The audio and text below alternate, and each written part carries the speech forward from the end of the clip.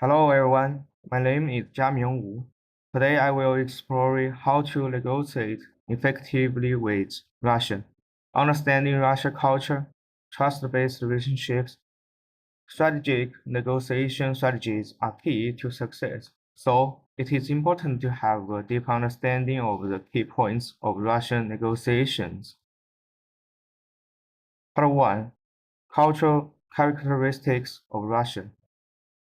According to Hofstad's framework, it can be seen that Russia is a high-power distance country and a collectivist country. In Russia, clear hierarchical structures exist in both business and society, where people respect authority and elders. In meetings, decisions are typically made by senior leaders, and subordinates rarely question them directly.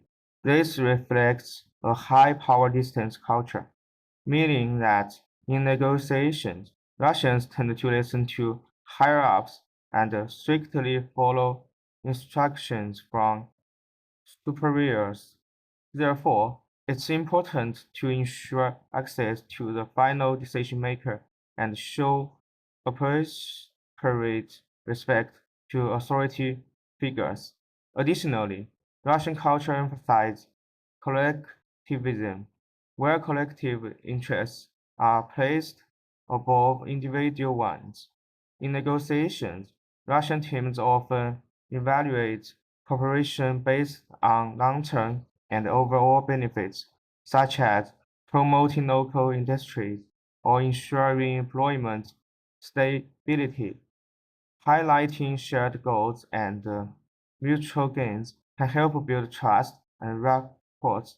Lastly, Russians' high uncertainty avoidance means that negotiators prefer clear rules and structures.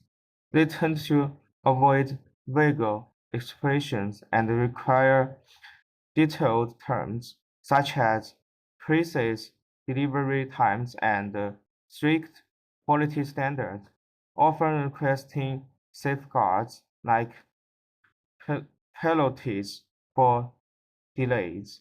Understanding these culture traits is essential for effective negotiations with Russian counterparts. Next is cultural pitfalls to avoid. Never criticize Russian history or politics publicly. History and politics are sensitive topics in Russia. Publicly criticizing Russian historical events or political systems may offend the other party and even lead to negotiation breakdowns. Avoid Russian decisions. Russians value thoughtful decision-making and dislike being rushed. In negotiation, respect their pace and avoid frequently urging them to make decisions. Next part is negotiation recommendations. There have five recommendations. First is build personal trust. Engage in informal conversations before formal negotiations, such as business dinners or social gatherings. Avoid jumping directly into business topics.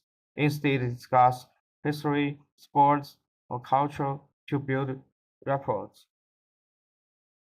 Next is demonstrate strength. Russians respect strong negotiators.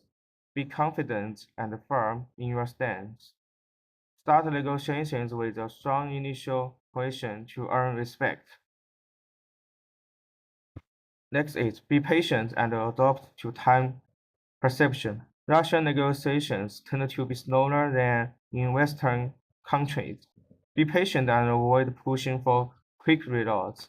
The focus is on the final outcome rather than speed, so demonstrate patience. Due to multiple levels of approval, decision-making for Russian companies is usually slow. For example, the decisions of a large company may go through department manager, department leaders, and the boards of directors. X. Understand nonverbal communications. Russians smile less in business settings. Excessive smiling may be seen as insincere. Maintaining strong eye contact is a sign of sincerity. It's very important.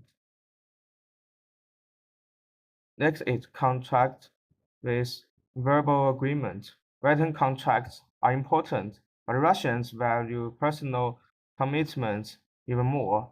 If a formal contract is not immediately possible, ensure clear verbal agreements on key matters. And the next part is negotiation plan. I have divided the negotiation plan into three parts. First is pre-negotiation. Before negotiations, conduct cultural research to avoid misunderstanding and engage key decision maker. Build trust through third-party introductions and social interactions, and develop a strategy by defining your best alternative to a negotiate agreement, ensuring team elements, and preparing for Russian negotiation tactics. During the negotiations, the process is divided into three phases. First, ice-breaking and relationship building by discussing culture, history, or sports while observing nonverbal cues. Second, proposal and bargaining, where extreme opening offers are expected and long-term cooperation is emphasized over short-term gains, but do not concede too quickly. Easy concessions may be seen as weakness. And third, ensuring clear written contract terms and obtaining verbal commitments, which hold significant weight in Russian business culture. After negotiations, maintain a long-term relationship through regular follow-up, culturally appropriate gift giving, and a commitment to ongoing cooperation rather than a one-time transaction. Conclusion: the negotiation culture in Russia emphasizes power, trust, and patience. Negotiation is not a sprint, but a marathon. By careful preparation and patient negotiation, you'll be able to successfully reach an agreement. And this is my reference. Thank you very much.